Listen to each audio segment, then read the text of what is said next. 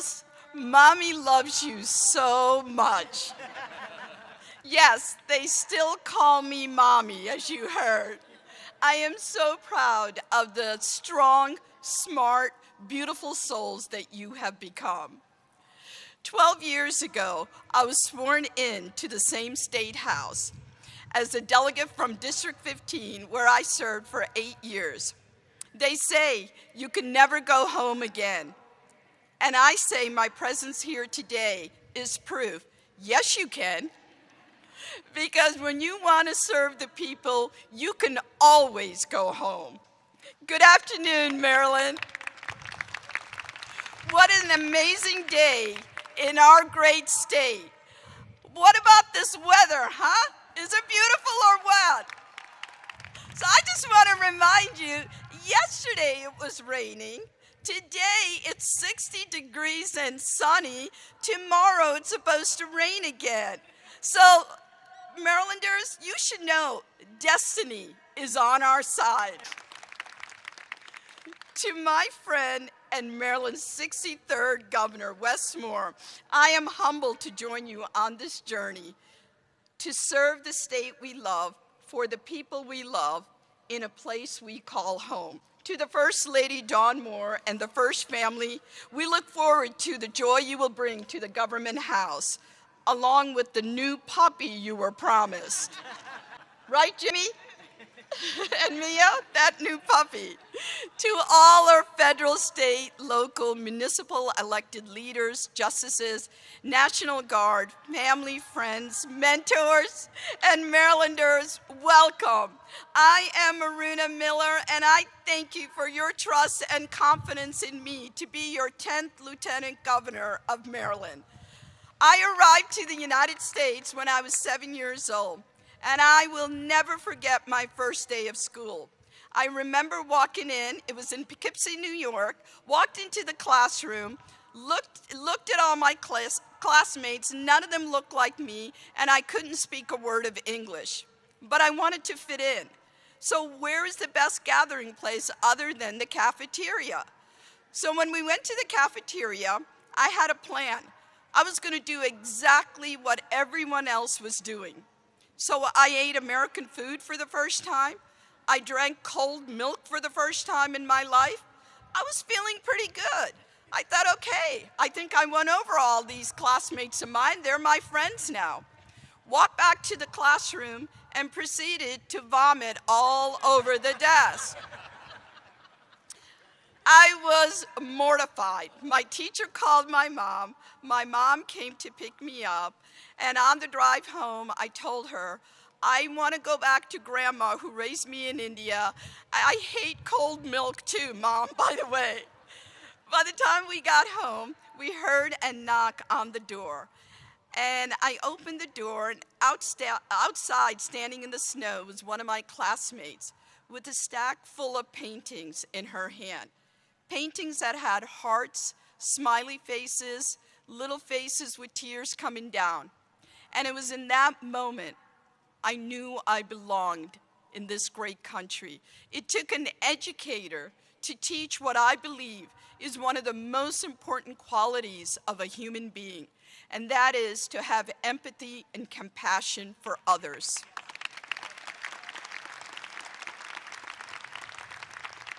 It wasn't just the first day of school where I felt I didn't belong. In fact, I would say I spent most of my life trying to fit into a space that didn't have me in mind.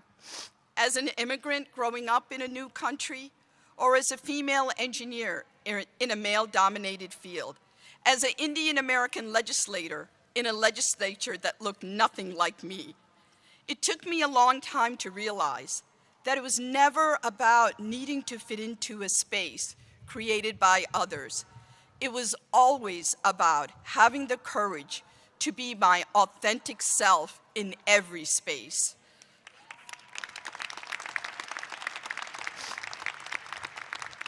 But throughout our history, too many of our communities have been denied opportunities to live fully, freely, and to be their authentic selves.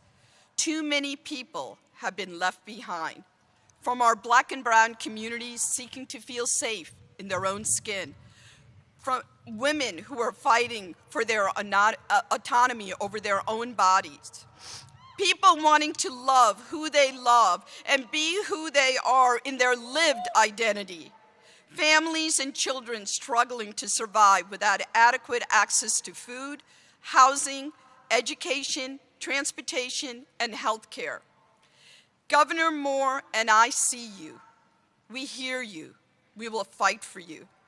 We will address the inequities of the past and build a Maryland where everyone will thrive. Because you see, our fortunes are tied together in ensuring that we create a state that we grow equitably. It will take all of us together to achieve this vision.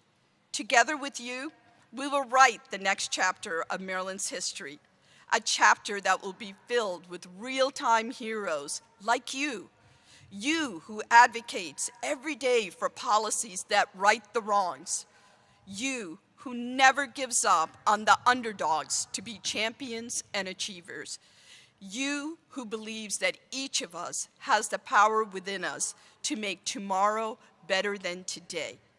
My story would not be possible without recognizing the heroes in my life. They inspire me to be better and to try harder. So thank you to my husband, David Miller. You've made my life a fairy tale.